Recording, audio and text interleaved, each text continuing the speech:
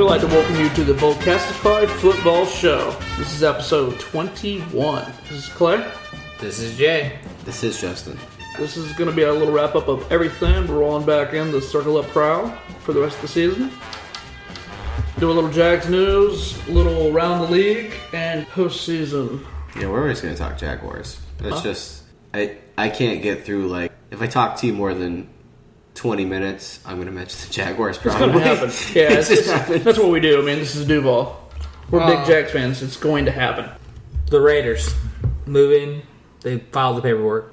On the 19th of January, they filed for relocation to leave Oakland for a second time. I think this is the only team that can relocate to another city and not lose their fan base. Absolutely. Yes, I will agree with that. I bet you if they were like, we're going to play all our games in Las Vegas, but we'll play like a preseason game in Oakland, they probably have plenty of people show up for that. That actually would work pretty well. Well, Really? I mean, supposedly Mark has already said that they're going to play 2 years in Oakland That's the craziest thing. while the stadium's being built. Yep. That ain't going to work with any other team. No. It would maybe work with the Raiders. It ain't going to work with any other team, though. No, I cannot think of any other fan base. It's crazy because these teams are relocating pretty quickly. This will be 3 in 14 months. I mean, it's a lot of dominoes that have been set up for a while. Right. Well, California as a whole has just kind of bent over, stuck their head in the sand, and just been like, well, all right, guys. Do what you do. Yeah, tough crap. And most of it's just a bad deal for people in California. Oakland's losing their team. San Francisco lost their team to... Santa Clara. Yeah. The games are so expensive that the average person doesn't go to a game now. That's why their games are so empty. Yeah, their stadium wasn't even sold out one game last year. Oh, really? Mm-hmm. It's a sweet shame. stadium, too. Yeah. It's also so far to commute. Yeah. I mean, like, traditional Niners fans do not want to make the commute. Even those vegan hot dogs. That's not getting people out there. Carrot dogs. Carrot dogs? Ugh. Jeez Louise. Yeah. I mean, the concept was nice. I guess they were looking because of the Carrot dogs are silicone. never a good concept, Clay. Okay, yeah, I guess that was not a good concept. It's a steamed carrot in a hot dog bun. That's literally something people sell in this country. What? Yeah, a carrot dog. That's what vegans A are. carrot hot dog is what he's trying to say. Because it's got same kind of colorish. Like sometimes you can get Same shape. You can get them brown. You can And get brown if you carrots. steam your hot dogs, then it's a similar texture. That is disturbing, let's be honest. Mushy carrot flavored hot dog. Because it's a carrot. Yeah. California, that explains a lot. Yeah, people are dumb. Anyways, so Oakland's losing their team. San Francisco lost their team. San Diego's losing their team. And LA has 2 teams that they don't care about. It's a situation. It is very true, even though I have not seen the LA Rams in their actual stadium. Maybe because my visual where they're playing the Coliseum, where they're playing, and I see all these empty corner seats, even though I've been told that they're horrible for viewership. Well, yeah, it's not just those corner seats. They don't sell those corner seats. Well, it's But horrible for video. if you look at a close-up of all of the sections, it's really sparse. Yeah, the last 2 games, I believe, there were really, really bad. But it also doesn't help. You're in a 90,000 seat stadium. It's going to look kind of sporadic. But you're also in the second biggest city in America. No, I agree. You're riding the high of getting your team back, and you're the only team in the market at the time. And yeah. oh, we're so glad to have our team back. You can't even fill out the stadium. That I'll definitely agree. Even though they don't sell the corner seats, like, okay, for instance, if it happened here in Jacksonville and we got our team back, the same team that left and came back, oh, you bet your bottom dollar I'd be down there. Be packing it out 73,000 again. Oh, yeah. It would be top to bottom. But we are a one-trick pony town. Right, that's the difference. You're right now the Rams, who actually were one time number 1 on the list in LA. What, 12th? 10th? Somewhere in the pecking order? Just in Southern For California? the second biggest city in I'm America. just being honest. Just in Southern California or California as a whole? No, in Los Angeles. Oh, shit. In I the didn't sport, even know think that. about how many teams. With the addition of the Chargers to the LA market, there's 2 teams for every sport. It's saturated. It's very saturated. The population numbers for Southern California, it's extreme. I agree. I don't know how it works, honestly, because the population density is so crazy there. So it should be able to work. When you look at a team that has a lot of roots built into it, because the Rams were there from like the 50s, 40s? 46. From 46 until 94. Yes. I mean, that's a long heritage. That's a lot of history. Yes. So there are generations that grew up LA Rams fans. Oh, yeah. And then they come back with all that built in, and they can't even sell at the stadium their first season back. Well, they sold it out the first game. Went away. They couldn't do it for a whole season. Right. Yeah, that's I my agree. point. I agree. On the counterpoint, doing some research, apparently there was a lot of issues at the Coliseum, along with the activity of Rams fans getting into fights, and people apparently disinterested at that point because of the number of fights that were breaking out. A segment of people. Also, the Coliseum, the lady has kind of lost her being a modern amenity. Yes, it's an old facility. I heard there wasn't enough concession stands. Right. The bathrooms were very tiny, very sparse. It's good for college football. Yes. The concourses are very narrow. They ran out of water in the first game, which was like 90 degrees. Your expectations are lower for, sitting in the swamp, for example, you've got a solid 2 inches of space to yourself in your seat. You're cool with it as long as they're winning. And that's the expectations in college football are a little different. But when you're paying for a pro football ticket, you expect the situation to be nicer. And that's what I was going to hit on. I think the last Florida game I went to, I paid $55 for my ticket. The last ticket I paid face value for a Jaguars game, which I hear is one of the bottom two in the league, I paid $75. Not very close to the field. You want a professional grade experience when you're paying pro prices. I get that. Especially the way the amenities are around the league now. And I mean, it's LA. They're going to expect nice stuff. And even the traveling fans that are coming in. You got some of the comments I saw, people coming from Seattle, San Francisco, Arizona, just to name some of the regional. And they all have pretty good stadiums. Yeah. And then they go to LA and, I'm not trying to build an excuse. But you are. Just saying. It's still the second biggest city in the country. It's the second biggest city. I don't know if I mentioned that. I understand that. And there's so much money there. But you still have to reacclimate them to football. Sure. Well, I guess. Sure. But, okay, and then here... they forgot what the sport is. Okay, and then we get to What's the forward pass again? And then we get to throw in the LA Chargers. To be fair. Their shardy-looking logo. That was something right there. The logo that is no more. It lasted for about 5 days, I believe. Something. They changed the colors twice. Changed the colors twice. Got rid of the logo. That bad. I mean, you look at some of the NFL logos out there. All right. There's some bad. Like the Panthers when they redid theirs, that one looks stupid. It looks like fucking Brack from Space Ghost. All right. Here it was. I saw it on Twitter. It was like you took LA Dodgers and the hockey team from Tampa. The Tampa Bay Lightning. The Tampa Bay Lightning, and they had a love child. Yes, they even admitted to it. Yes. On Twitter. Yes. I saw it and I loved it. I liked it. It's fantastic. And that's the logo that you came up with. It's one of those, if you saw the logo 50 years ago, hypothetically, let's say the Chargers released it on their first season in LA in 60, and it's been around this whole time, you would have been used to it. You would have been fine with it. It wouldn't have been a bad logo, is what I'm trying to say. For them to whip it out at midnight? At midnight, when they changed their Twitter, as soon as they announced they were going to LA. They didn't let that shit breathe at all. No, there was no breathing, there was no nothing. They flipped everything. Oh, yeah. They rebranded all. They put up a brand new website that says Fight for LA. You gotta go, like, the way the Rams did it, that's probably the way to do it. They went silent for a couple months. Yeah. Just give it a bit, and then, okay, we're going back to LA. And that was honestly a much better received move, PR-wise. Honestly, if you look at the nuts and bolts of the whole thing, it shouldn't be. Because one team fought really hard to stay where they were, and then had to move, and then the other team is the Rams.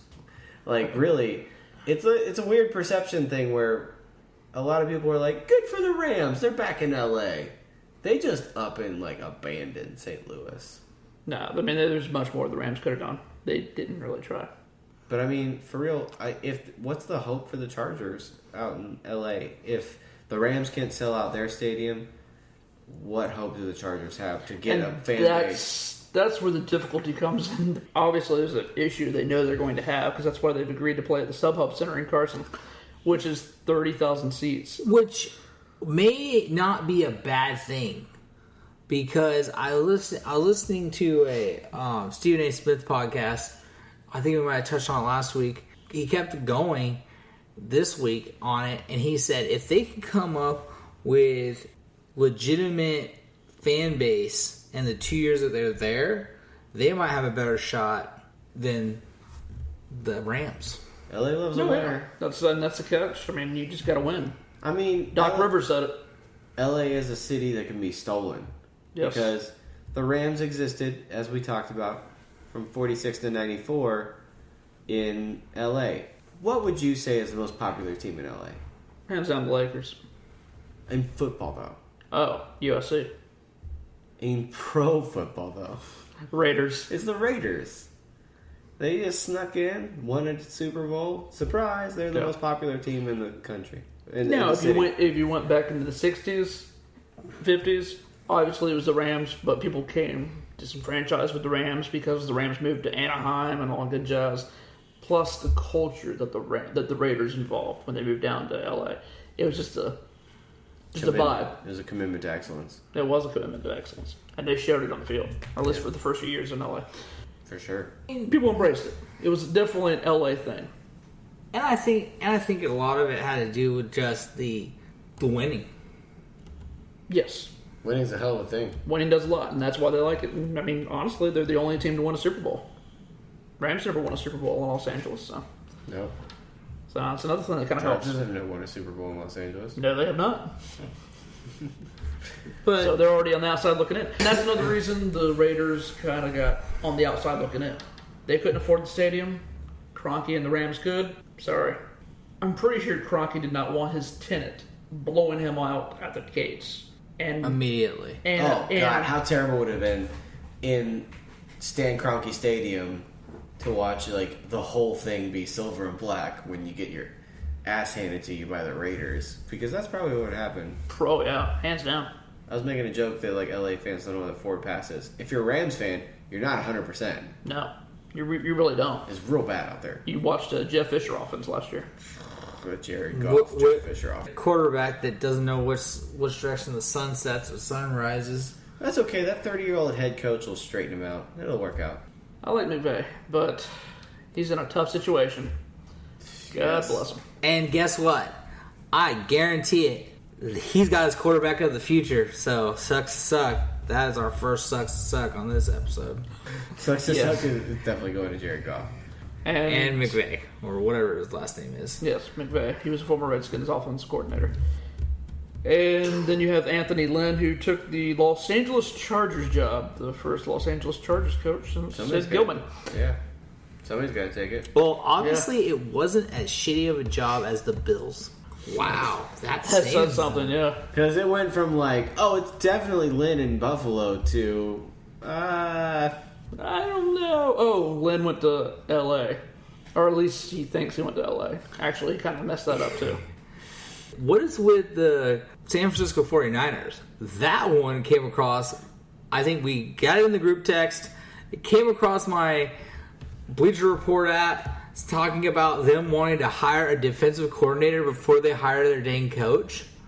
They wanted to hire a GM before they hired their coach. No, they wanted to hire the head coach. And then he picked the GM. Yeah. And I've heard of package deals. Well, I don't know a lot of situations like that, though. They don't even have a head coach, and they were already offering the job of defensive coordinator to somebody. That's not totally uncommon. It's weird. It's very weird. It's uncommon.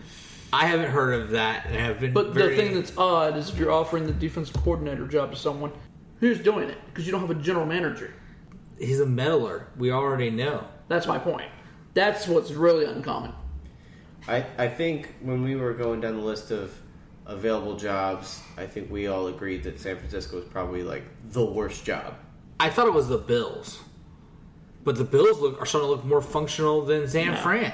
The Bills are just a notch higher. The Bills were so dysfunctional that Doug Marrone broke up with them. That's pretty bad. But The 49ers ran off Jim Harbaugh. Yeah. That's... And now they're paying dead money to 3 former coaches. Chip Kelly, Mike Singletary. Are they still paying Mike Singletary? Yep. Good Lord. Wow, I didn't think they were paying Mike. Wow. And Jim Harbaugh. A total of 70, or not Jim. Yeah, Jim Harbaugh. Why did they Jim fire Chip Tassoula. Kelly? I mean, like, honestly, Chip Kelly doesn't have a lot to work with. $70 million in total money spent on coaches that are no longer. I think you're right. York's got them deep it's Tom pockets. Sula. boy. Tom Sula, sorry. Yeah, it's Tom Sula. Jed York got them deep pockets then. Yeah. $70 million on coaches that are no longer with them. But hey, they got deep pockets. He's going to run out of money soon, right? It's like a weird bragging point. Yeah. To be like, I'm so rich I can waste all this money frivolously on Jim Tom Sula. And Dude from us. check That's this what it one, reminds me of. and check this one out too. Not only that, this is a little FF. Chip Kelly is receiving 3 paychecks from 3 different places. That's why he's got some flexibility right now. Yeah. Just take 'Cause whatever job he wants. I don't know about the third, but I know Philadelphia and San Francisco they're basically arguing back and forth about who's got to pay what year on his tenure. San Fran's on the hook. They fired him so quick. What do you have? 1 year or 2 years? One. Yeah, 1 year. Yeah. Because I guess they decided we're They cleaning out malarkeyed him. GM and we're getting him out too. You got a little raw deal. I mean, he didn't even get to choose his quarterback. Isn't that what we always say? Yeah. You at least get to choose your one quarterback. Supposedly he wanted Dak Prescott. He went from having way too much control of his team To having way not enough. actually Way 0. little. And to having Colin Kaepernick and Blaine Gabbert as your quarterbacks. Which one do you take? 0. I try myself and hope for the best. I feel like I could run just as well as both of them. I don't Do you think I want want to to see karate Chip. chop to the balls or do you want to punch to the balls? I don't care at this It's point. lose- But that it's lose-lose. Yeah, that's a horrible quarterbacking house. Yeah, it's not a combination. I guess they drafted like a late round rookie last year. I don't know. They got nothing there. They got a quarterback from Louisiana Tech, Jeff Driscoll. Hey, Making they got no experience. quarterbacks. That's what that means. Yeah, that means that sucks. I can tell y'all now. They ain't got no quarterback. Maybe York will let the new head coach or GM, whichever, or defensive coordinator. But we'll see.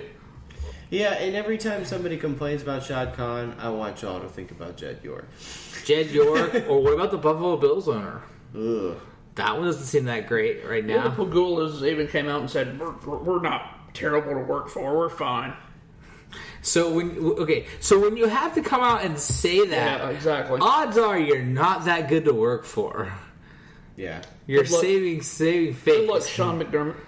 It's like when a girl has to say, like, I'm not crazy. The fact that you told me this makes me want to end this date really quickly. Slide out. Oh. I think Shanny ends up there, though. So, I'm thinking silver this way. lining. Yeah, I mean, a small silver lining. Or maybe he bails on that job because right now I think he's got a good spot. Yeah, Arthur Blank also already said he doesn't want to lose him. It's a situation where he'll never be hotter than he is now. So if he's going to take advantage of what he's done, you can't top what he did this year. You can only go down from here. So you got to strike while it's hot. Even if it's a bad situation, I think you got to take it. Well, what about Josh McDaniels then? Well, like he even said, rumor has it that he's waiting for like the Tennessee job or like, That is a weird rumor, right? yeah. I was like Waiting for the Tennessee job? Tennessee, Yeah, Mike Mularkey get fired next year. Tennessee, and a couple other teams. I can't think of the names right now, but I was just like, For more, make sure to tune in to episode 22. You are listening to Boldcastify. Thanks for joining us. Follow us on Boldcastify, Instagram, Twitter, Facebook, SoundCloud, Spreaker, and any other social media platform you can think of. Have a great evening, and good night. Live bold. Think bold. Boldcastify.